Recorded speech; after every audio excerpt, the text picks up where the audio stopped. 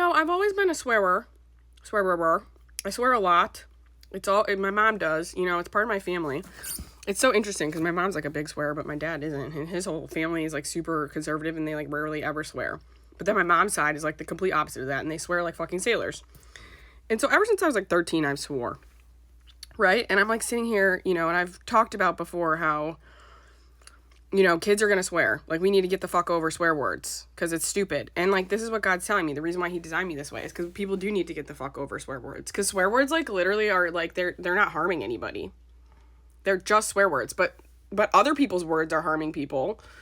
That's what harms everybody is people's, like, well, and obviously their actions too, but, like, like, this denial of people's realities. So it's, like, God's like, yeah, we need to, like, reprioritize people's brains off of hyperfixating on these made-up rules around words and actually focus and prioritize on the words that are harming people. Like, Charlie Kirk's, like, racist, bigoted shit coming out and saying, we need to bring back public executions! And then he gets fucking executed publicly. I'm like, poetic, God. Anyway, that's the thing. Like, Candace Owens coming out with, like, all this stuff with Charlie Kirk and, like, oh my God, like, he didn't get the love that he wanted so bad. I'm like, because he didn't fucking deserve it, bitch. That's called karma. You guys are going to learn about karma in this fucking lifetime. You too, Candace. I'm really glad that you come out and you started to tell the truth and you started to, repent for your fucking sins, but we all remember what you did, girlfriend, in the 2016 election. So you're not fucking scot-free yet. You're making good progress, but you're not fucking scot-free. Tucker Carlson isn't scot-free. That's what I'm saying. Even MAGA people who deconstruct this shit, you're not scot-free. I'm glad that you're awakened, but you're not fucking scot-free. And that's the thing. That people are like, oh my God, this made me feel differently about Charlie. And all it made me feel was that, yeah, he got what he fucking deserved. That man and the shit that he spewed, he doesn't fucking deserve a real, genuine love. God's not gonna bless him with that fucking shit. No, God's gonna let you fucking take the fall for the awakened. The only thing that was good about him was that he, liked Jesus, but he literally preached against everything that Jesus stood for. So, you thought God was gonna bless him with, a good love? That's hilarious. That's so funny to me. Like, you don't understand the law of polarity. You don't understand karma. Anyway. Like I said, I do feel bad that the guy passed away now because, I would love to see him in New Earth and go hold his ass accountable and have some many deep conversations with him. But, we'll see what the Lord has planned. We'll see. You know what I'm saying? God can work miracles. That's all I have to say about that shit. And I've also been told that henceforth, anybody who tries to take themselves out, they're just going to come get them from a different dimension. That's what they've been telling me, guys. So I'm like, that's fucking nuts and crazy. But they're like, yeah, even if Peter Thiel takes himself out, even if Donald Trump dies, they will be brought back from a parallel dimension to come face themselves. They cannot escape themselves or this shit. They have to. It's a neurological thing. So they have to. There's no choice. So that's the bringing back from the dead, they tell me. They're going to bring people back from the dead. So I'm like, I hope they surprise bring Charlie back. So first, he can go maybe punch his wife in the face for killing him. And second of all, I can punch him in the face for his ignorance. You know what I'm saying? It's going to be boom, boom. You know what I'm saying? And then we're all good. And then everything's all copacetic and worked out. And we'll get your shit together. You know what I'm saying? But I'm just like, this is interesting.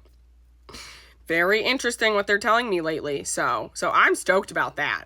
So if anybody passes away, guys, don't worry. Their justice is coming. They can't escape this shit. They're just gonna from a parallel dimension.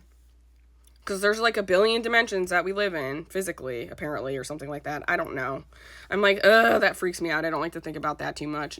Some stuff really freaks me out. Shit like that freaks me out because I'm like, what? What do you mean? You can just grab somebody from a parallel dimension. That's what they're telling me. I don't know if that's the truth or not.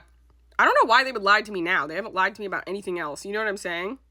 Especially now since my, everything's so coherent. But that one's probably the hardest for me to believe. I'm like, yeah, they can come from the 7th dimension and have all this advanced technology, but they can't possibly pull somebody from a parallel dimension that we don't even know about. And we know that multi-worlds interpretation theory exists and that we split off into multiple, dimensions all the time. So that's what confuses me. I'm like, what do you mean? There's just not one of me? They're saying, no, bro, it ain't like that shit. It's a little complicated. God is very interesting. He's a very interesting man who, this universe is extremely complicated. And they're like, Lauren, just view yourself as a little mitochondria cell. Look at all the shit on a mitochondria cell. You think God can't just fucking pull somebody from a different dimension? You have teeny tiny microcells that you can't even see unless you have a fucking particular type of technology, which is a microscope, in your body. And they have also figured out medicine that can particularly target like particular cells in the body. But no, we can't possibly like pull somebody for a different dimension. That's where God's like, it is not logical down here by design. He made it that way. He made us stupid, guys. That's what I'm saying. He made us dumb. So even me with limiting beliefs, sometimes I hit a wall. I just hit a wall. the Gracie Abrams song.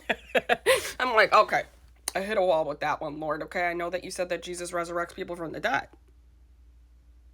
And he's like, yeah, and all the other little miracles are coming true, Lauren. So why would that one not come true? I'm like, all right, bro. Okay. Well, fucking, can you bring my grandparents back and shit then? Because I got to talk to them about some shit. You know what I'm saying? We need to have a conversation. I'd like my little friends back too. Perhaps my dog even. I would like to have a conversation with my dog because she was a bitch to me my entire life. And I need to talk to her about that. And her issues. Anyway. This is where I'm at, guys. 12-12. Yep. So, that's what I'm being told.